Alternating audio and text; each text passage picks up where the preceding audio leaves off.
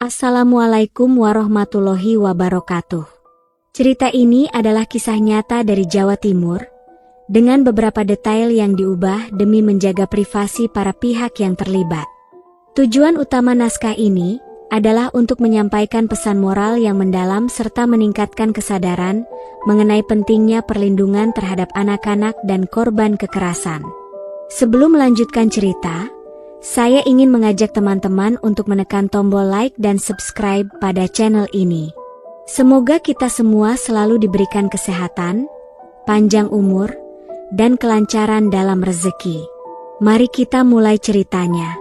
Di tengah kesibukan kota Surabaya yang penuh dengan deru kendaraan dan gedung-gedung pencakar langit, terdapat sebuah rumah sederhana yang tampak seperti rumah biasa lainnya. Dari luar, rumah ini tampak tenang dan tidak ada yang mencurigakan.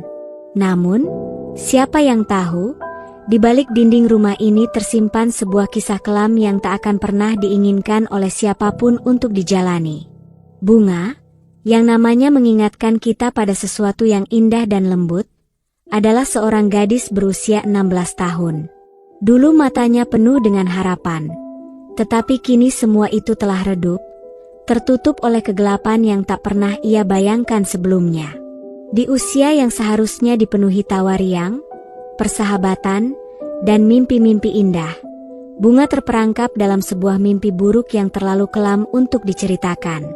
Ayahnya, kakaknya, dan dua pamannya, orang-orang yang seharusnya melindungi dan menyayanginya, justru menjadi sosok yang menakutkan dan menghantui setiap langkahnya.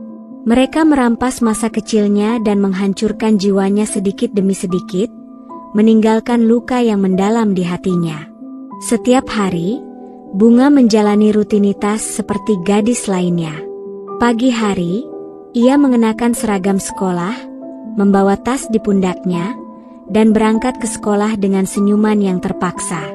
Tak ada yang menyangka bahwa di balik senyuman itu terdapat luka yang begitu dalam. Bunga pandai menyembunyikan rasa sakitnya, karena ia tahu jika orang lain mengetahui, mereka mungkin akan melihatnya dengan belas kasihan, atau bahkan dengan pandangan penuh cemoohan. Di sekolah, Bunga bukanlah siswa yang menonjol. Ia cenderung pendiam, jarang berbicara, dan lebih suka duduk di pojok kelas. Para guru menganggapnya anak yang baik, meskipun kadang terlalu pendiam. Teman-temannya pernah mencoba mengajaknya bergabung dalam permainan, tetapi Bunga selalu menolaknya dengan alasan-alasan yang dibuat-buat, "Aku ada tugas," atau "Aku harus pulang lebih awal." Lama-kelamaan, teman-temannya pun menyerah dan membiarkannya sendiri.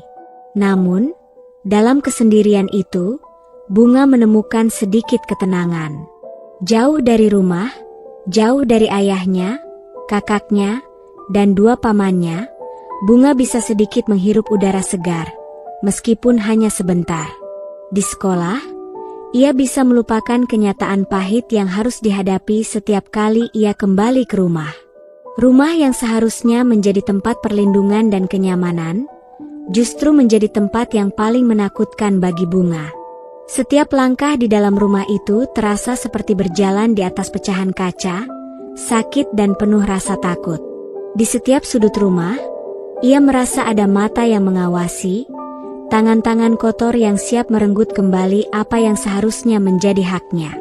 Ayahnya, yang seharusnya menjadi sosok pelindung, malah menjadi monster pertama yang menghancurkan dunianya. Tidak ada yang tahu pasti kapan semua ini dimulai. Tetapi bagi Bunga, rasanya kejadian itu sudah berlangsung sepanjang hidupnya. Setiap malam, ketika semua orang terlelap, ayahnya datang ke kamarnya, merampas lagi apa yang seharusnya dilindungi. Bunga, yang masih terlalu muda untuk memahami apa yang terjadi, hanya bisa menangis dalam diam, merasa begitu tak berdaya. Ia tak tahu harus berbuat apa, yang ia tahu hanyalah rasa sakit itu menjadi bagian dari hidupnya yang tak bisa dihindari. Namun, cerita ini tidak berakhir di sini. Kakaknya, yang seharusnya menjadi pelindung dan teman bagi Bunga, malah mengikuti jejak ayah mereka. Kakak yang seharusnya menjadi pahlawan dalam hidupnya, berubah menjadi ancaman baru. Bunga merasa kebingungan dan bertanya-tanya, mengapa dunia begitu kejam padanya? Mengapa orang-orang yang seharusnya menyayanginya justru menghancurkan dirinya? Yang lebih menyakitkan lagi, dua pamannya, saudara dari ayahnya, juga ikut serta dalam tindakan jahat tersebut. Mereka datang ke rumah dengan senyuman di wajah mereka, tetapi dengan niat buruk yang tersembunyi di dalam hati. Mereka memperlakukan Bunga bukan sebagai keponakan, melainkan sebagai objek yang bisa dimanfaatkan untuk kepuasan pribadi mereka. Bunga merasa terperangkap dalam situasi tanpa jalan keluar. Tidak ada tempat untuk berlari, tidak ada tempat untuk bersembunyi. Setiap kali dia mencoba untuk melawan, mereka mengancamnya dengan lebih banyak kekerasan, mengingatkan bahwa jika dia berbicara, mereka akan melakukan hal yang lebih buruk lagi. Bunga akhirnya merasa tidak punya pilihan selain menyerah, menerima nasib pahitnya, dan berharap suatu saat semuanya akan berakhir. Namun, meskipun ia dilanda kekejaman, Bunga tetap menyimpan secercah harapan. Di malam-malam sepi, saat terjaga setelah mimpi buruk yang berulang, Bunga memandangi langit-langit kamarnya yang gelap. Dalam hatinya, dia bertanya-tanya, apakah Tuhan mendengar tangisannya? Apakah ada keadilan di dunia ini? Setiap pagi, meski merasa hampa, dia tetap bangun dan menjalani hari-harinya seperti biasa. Namun, tidak ada yang biasa dalam hidupnya. Setiap langkah, setiap suara pintu yang berderit, membuatnya terjaga dalam ketakutan. Seolah-olah dunia ini adalah penjara yang tidak bisa dia tinggalkan. Ibunya, yang semula dia anggap sebagai satu-satunya tempat untuk bernaung, menjadi tempat terakhir dia mengadu.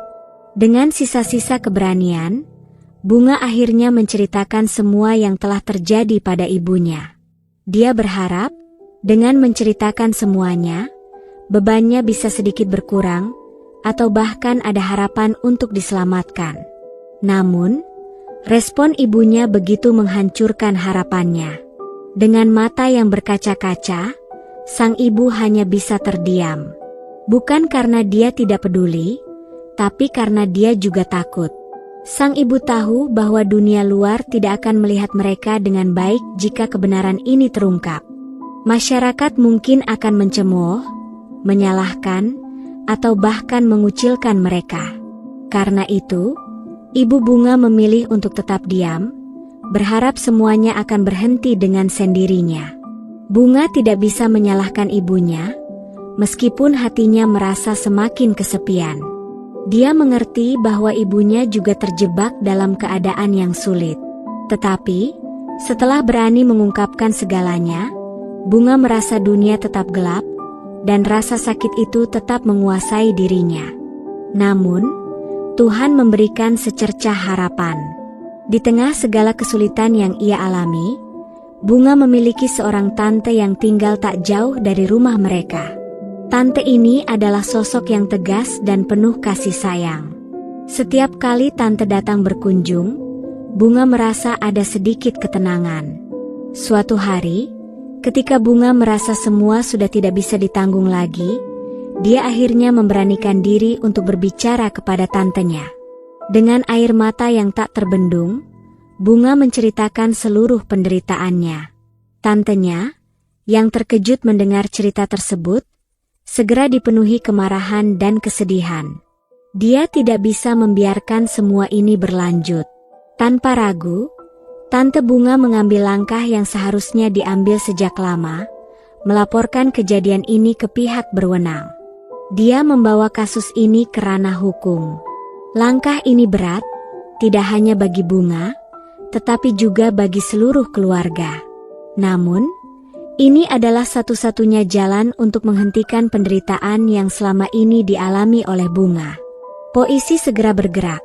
Setelah penangkapan ayah, kakak, dan dua pamannya, proses hukum terhadap keempat tersangka segera dimulai. Kasus yang menggemparkan ini langsung menjadi perbincangan hangat di kalangan masyarakat, mengguncang banyak orang yang tidak pernah menyangka bahwa kekerasan sekejam ini bisa terjadi di lingkungan mereka sendiri.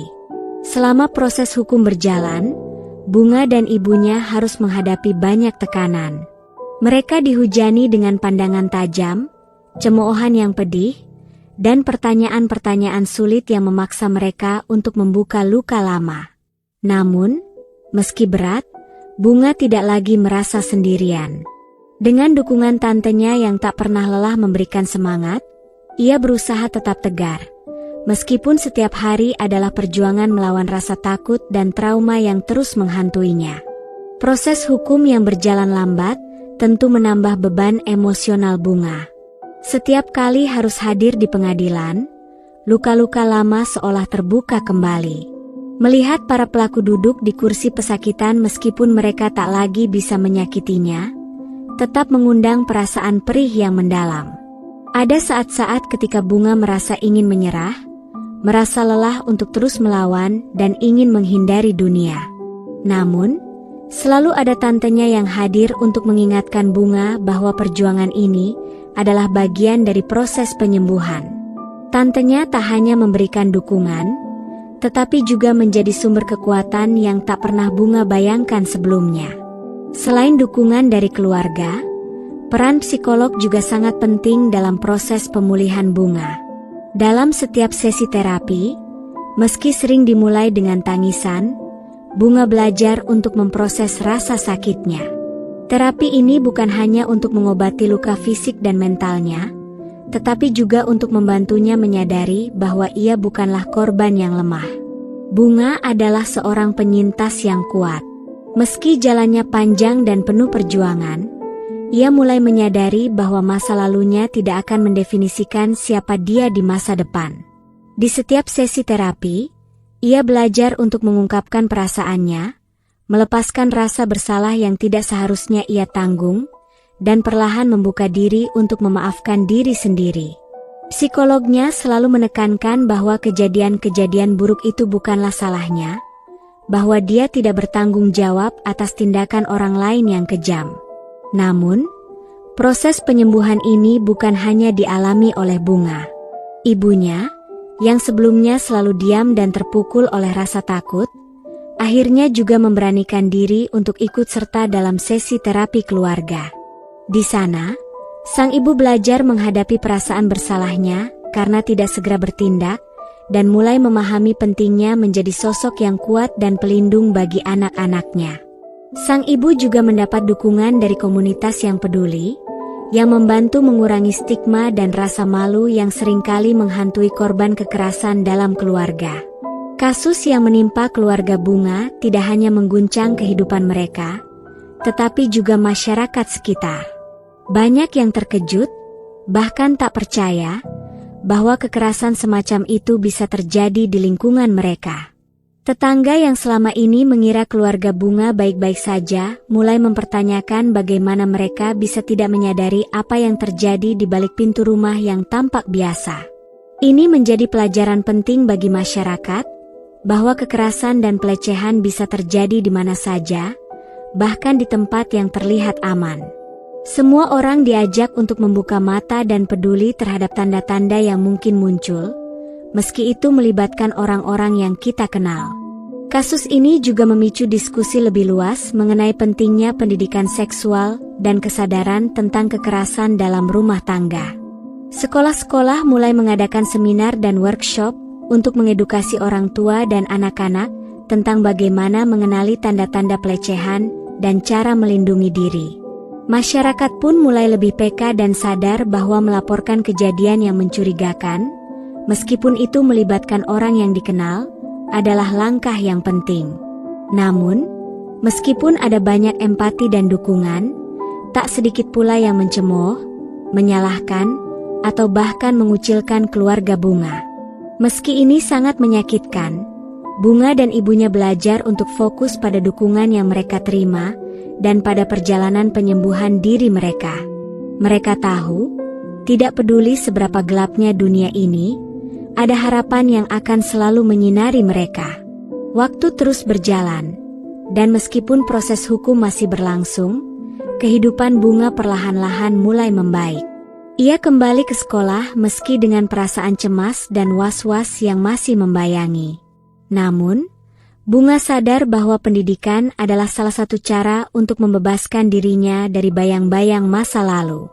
Berkat bantuan guru dan teman-teman yang peduli, Bunga mulai mengejar ketertinggalannya di bidang akademis. Di sekolah, Bunga mulai membuka diri. Teman-teman yang dahulu ia hindari kini perlahan mulai didekati. Meskipun mereka awalnya bingung dengan perubahan sikapnya, seiring berjalannya waktu mereka mulai memahami bahwa Bunga membutuhkan dukungan mereka. Meski tak semua teman bisa sepenuhnya memahami pengalaman yang telah dilaluinya, kehadiran mereka memberikan kekuatan baru bagi Bunga. Salah satu teman dekat Bunga, yang dulu sering mengajaknya bermain dan bercanda, kini menjadi sahabat sejatinya. Mereka sering menghabiskan waktu bersama, tidak hanya belajar, tetapi juga berbicara dari hati ke hati. Teman ini menjadi tempat Bunga untuk meluapkan perasaannya, tanpa takut dihakimi.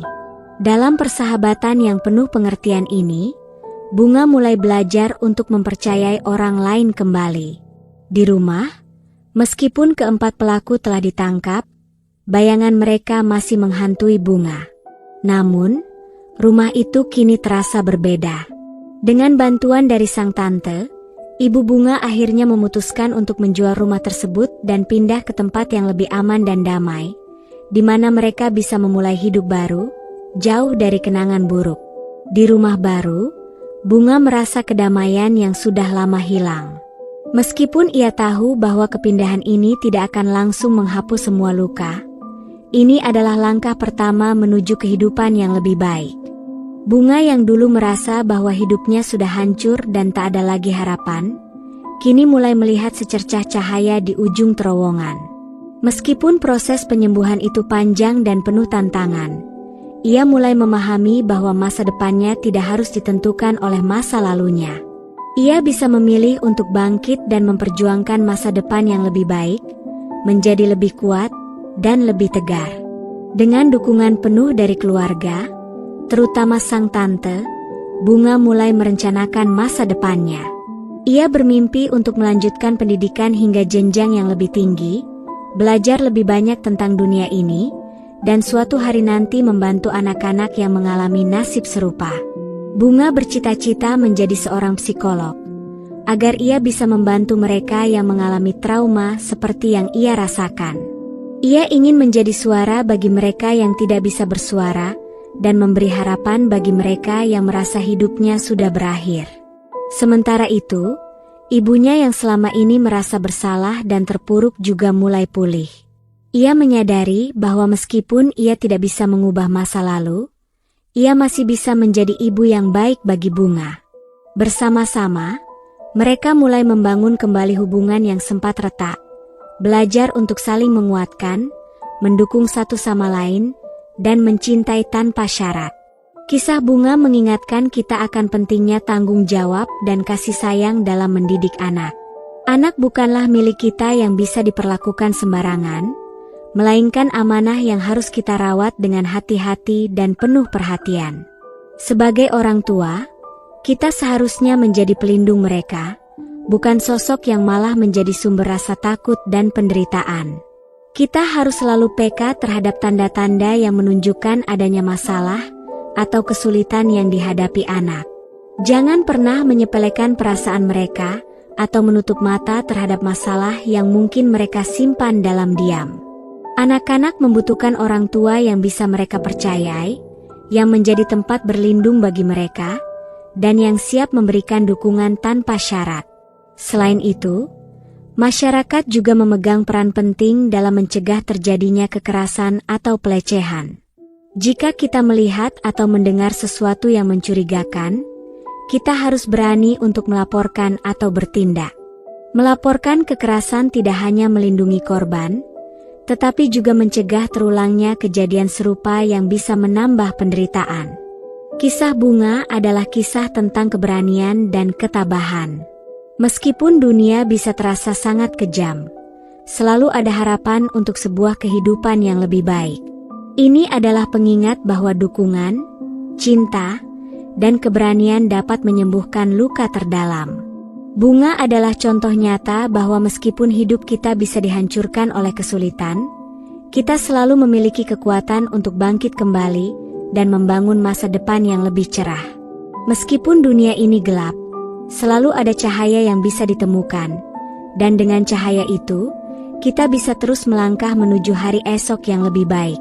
Saya ucapkan terima kasih bagi kamu yang sudah subscribe dan berkomentar di video ini. Saya doakan semoga panjang umur, sehat selalu, bahagia dunia akhirat, dan kaya raya. Wassalamualaikum warahmatullahi wabarakatuh.